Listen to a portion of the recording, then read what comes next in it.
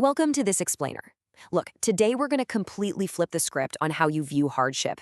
We're diving into some incredibly powerful material that actually proves that the things you hate the most, those moments you just want to throw your hands up and walk away from, they're actually the exact mechanisms for your ultimate success. Seriously. We're going to unpack how failure, absolute disappointment, and sheer discomfort are literally the greatest learning tools we have. Let's get right into it. Right out of the gate, I need you to ask yourself this, and I want you to be brutally honest. Is your current problem an issue, or is it an opportunity? The source material makes a really striking point here. Some of you might be staring down a bankruptcy, maybe going through a brutal divorce, or reeling from losing a job you thought was totally secure. And yeah, it's so easy to look at those moments as an absolute tragedy. But what if it's the exact opportunity you've been waiting your entire life for? What if losing that job is the massive push you desperately needed to finally evolve? Let's look at this side by side. You can view the trial you're facing right now as an assassin, something sent to destroy you, something that came to just take you out. Or you can choose to see it as the exact catalyst you need to grow, the trial as your opportunity. Because honestly, everything, and I mean absolutely everything, rises and falls on your perspective. The sources emphasize that if you can just stop complaining in the face of intense conflict and instead seize the moment, you realize a fundamental truth. The season you are in right now, it didn't come to break you. It came to build you. Part 1. Finding your deepest why, unleashing multi-million-dollar potential. Let's talk about Eric Thomas. The guy transformed his life from being a high school dropout, homeless on the south side of Chicago, literally eating out of trash cans to survive. His entire world shifted the exact moment his wife was diagnosed with multiple sclerosis. The doctor told them stress causes MS to flare up. Right then, in that devastating moment, he found his why.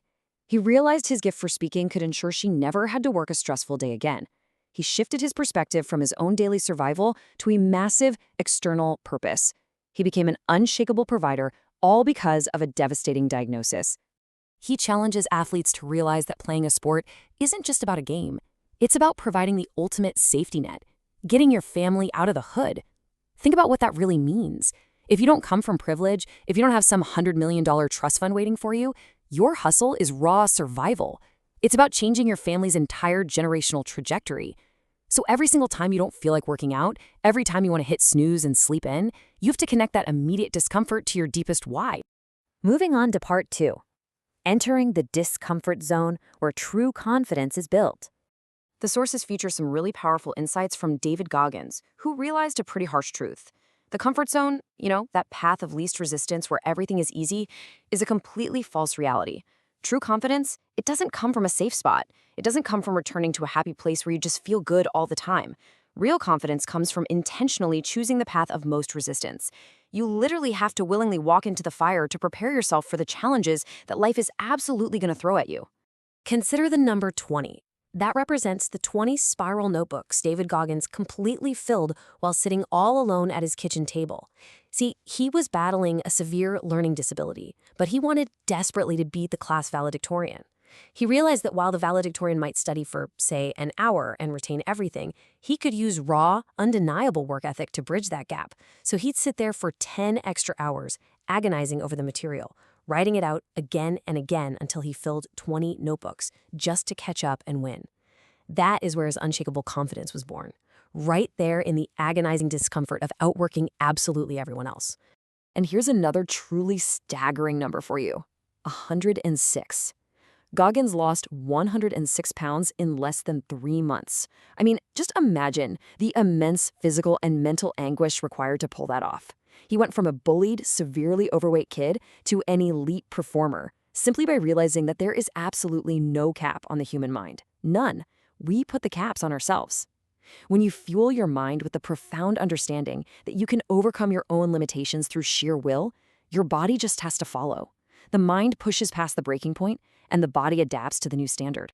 The sources build this all into a super clear, actionable framework. Step 1, you gotta face the fear every single day. Step 2, you systematically overcome it. And step 3, that is how you build real, unshakable confidence. By willingly exposing yourself to exactly what terrifies you over and over again, you eventually reach this profound state of peace. You can look that fear right in the eyes and say, yeah, you don't have control over me anymore. Part 3, the mindset of winning. The price of true greatness.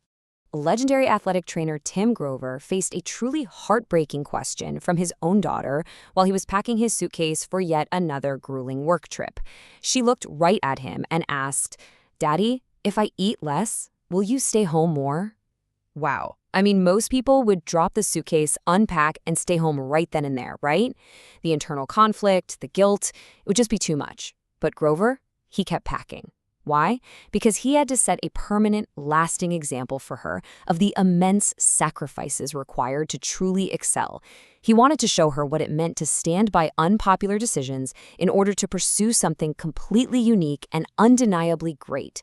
Grover actually breaks competitors into three distinct types. You've got those who compete just to finish the task at hand, then those who win once but they're easily satisfied, and finally, those who evolve to win and win again.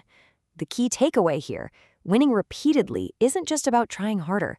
It requires you to learn a completely different language of success. When you're in that top tier, you can't come back the same person you were last season. You have to constantly, obsessively evolve, coming back different and coming back way better than anyone expected. So what does that relentless evolution actually look like in practice? Well, it looks like the number 3, as in 3 a.m. Imagine the massive, cavernous Staples Center, completely empty and pitch black, except for the lights shining directly on the court. You can hear the solitary echo of a basketball bouncing in the silence. That was the late, great Kobe Bryant, forcing the arena to stay open at that ungodly hour. He would just keep shooting, in the dark, after a performance he wasn't happy with, refusing to leave until he fixed his mechanics. That is the literal, uncompromising price of true greatness.